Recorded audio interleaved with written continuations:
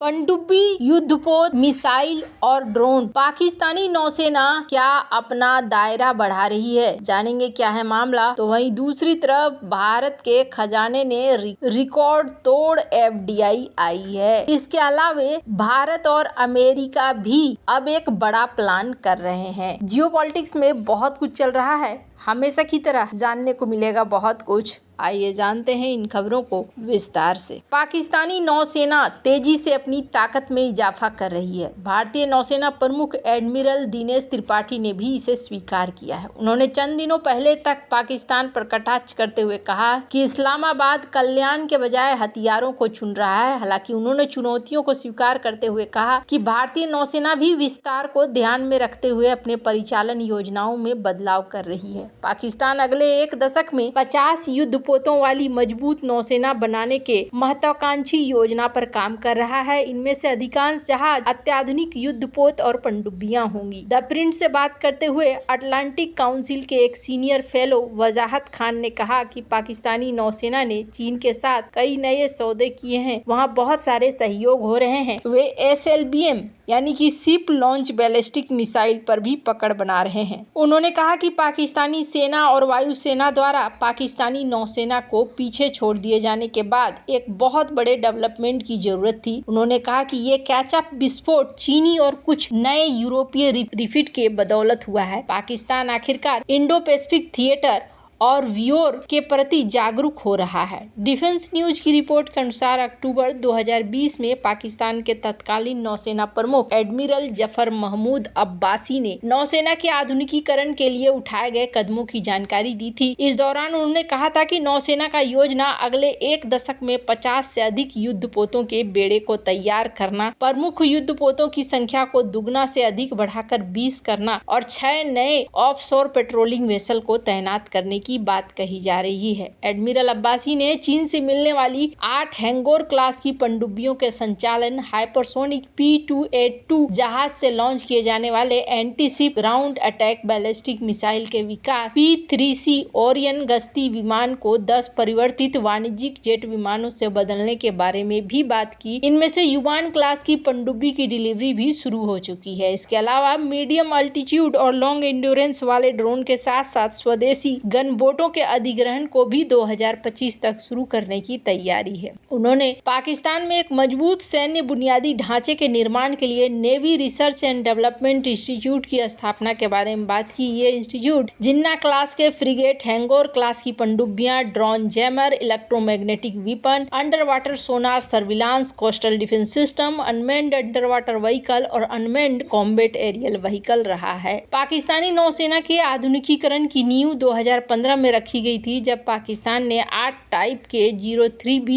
आधारित हैंगर पनडुब्बियों की खरीद के लिए चीन के साथ 5 बिलियन अमेरिकी डॉलर के समझौते पर हस्ताक्षर किए थे। 8 में से पहले 4 चीन में बनाए जाएंगे, जबकि शेष बीजिंग के सहयोग से पाकिस्तान में बनाए जाएंगे। चीन ने पाकिस्तान को पनडुब्बियां दे दी है। माना जा रहा है कि भारत के खिलाफ ये तैयारी कर रहा है और भारत खिलाफ जो इसकी तैयारी है, इस तैयारी में चाइना के साथ साथ तुर्की भी बड़ी मदद कर रहा है। खैर, अब इसका क्या मतलब है? क्या भारत को मुश्किलों का सामना करना पड़ेगा? क्या भारत इस चीज को बहुत अच्छे से समझ रहा है। भारत भी अपनी नौसेना को तेजी से बढ़ा रहा है और ऐसा नहीं है कि भारत किसी ऐसे भ्रम में है कि वो सोच ही नहीं रहा है। अगर ऐसा रहता तो भारत के नौसेना चीफ इस बात को नहीं कहते। लेकिन इस वक्त भारत अपनी इकोनॉमी पर भी फोकस कर रहा है और इसी के वजह से एक बड़ी चीज देखने को मिल रही है। सबसे पहले तो भारत और अमेरिका ने एक एग्रीमेंट किया है, जिस एग्रीमेंट को लेकर मैंने कल भी कहा था कि इस तरीके का एग्रीमेंट जरूर होगा साइन। इसलिए होगा क्योंकि जिस तरीके से ये चाइना से पंगे ले रहे हैं, ये पंगे लेने का मतलब है कि यहाँ पर उन्हें दूसरा कोई चाहिए होगा। वाणिज्य एवं उद्योग मंत्रालय ने एक विज्ञप्ति में कहा कि भारत ने नवंबर 2023 में Indo Pacific economic framework framework for prosperity यानी कि IPEF के तहत आपूर्ति श्रृंखला लचीलापन समझौते पर हस्ताक्षर किया है। ये 14 सदस्यीय बहुपक्षीय समूह है। केंद्रीय वाणिज्य और उद्योग राज्य मंत्री जितिन प्रसाद ने मंगलवार को लोकसभा में एक लिखित उत्तर में कहा कि समझौते का उद्देश्य राष्ट्रीय सुरक्षा और आर्थिक स्थिरता के लिए महत्वपूर्ण आपूर्ति श्रृंखला को मजबूत करना है। यह समझौता 24 फरवरी 2024 को लागू हुआ। समझौते के तहत अमेरिका के अध्यक्ष और भारत के उपाध्यक्ष के रूप में एक आपूर्ति श्रृंखला परिषद की स्थापना की गई। IPEF भागीदार वैश्विक सकल घरेलू उत्पाद का लगभग 40% और वैश्विक वस्तुओं और सेवाओं के व्यापार का 28% प्रतिनिधित्व करते हैं, जो इसे अंतर्राष्ट्रीय व्यापार गतिशीलता के लिए महत्वपूर्ण बनाता है। यह समझौता पार्टियों के अर्थव्यवस्थाओं में उद्यमों के बीच आर्थिक, वाणिज्यिक और व्यापार संबंधों को मजबूत करने और महत्वपूर्ण क्षेत्रों में आपूर्ति श्रृंखला लचीलापन में सुधार करने का प्रयास करता है। समझौते का अनुच्छेद 6.10 IPEF आपूर्ति श्रृंखलाओं के लचीलेपन, दक्षता, उत्पादकता, स्थिरता, समावेशिता, कई सारी चीजों को दिखलाता है। और यहाँ पर सितंबर 2024 में वाशिंगटन में पहली SCC बैठक में सेमीकंडक्टर और महत्वपूर्ण खनिज रसायन पर बातचीत हुई थी। अब यहाँ देखने को मिल रहा है कि फुल फ्लेश तरीके से ये बाहर आ रहे हैं, जो भारत के लिए एक बढ़िया सीन देखने को मिल रहा है। भारत की इकोनॉमी के लिए ये बहुत ही, जहाँ एक तरफ ये सब कुछ चल रहा है, वहीं दूसरी तरफ भारत के लिए एक और खुशखबरी देखने को मिल रही है। चालू वित्त वर्ष के अप्रैल सितंबर अवधि में भारत में फॉरेन डायरेक्ट इन्वेस्टमेंट सालाना आधार पर 45% बढ़कर 29.79 अरब डॉलर हो गया है। Service, computer, telecom, pharma sector में अच्छे निवेश के कारण FDI में बढ़ोतरी देखने को मिली है। सरकारी आंकड़ों में ये जानकारी दी गई है। पिछले वित्त वर्ष के समान अवधि में FDI निवेश 20.5 अरब डॉलर था। जुलाई सितंबर तिमाही में निवेश पिछले वित्त वर्ष के समान तिमाही के 9.52 अरब डॉलर के मुकाबले सालाना आधार पर लगभग 43% बढ़ाकर 13.6 अरब डॉलर हो गया। अप्रैल जून तिमाही में भारत में FDI 47.8% बढ़कर 16 अरब डॉलर हो गया है। Department for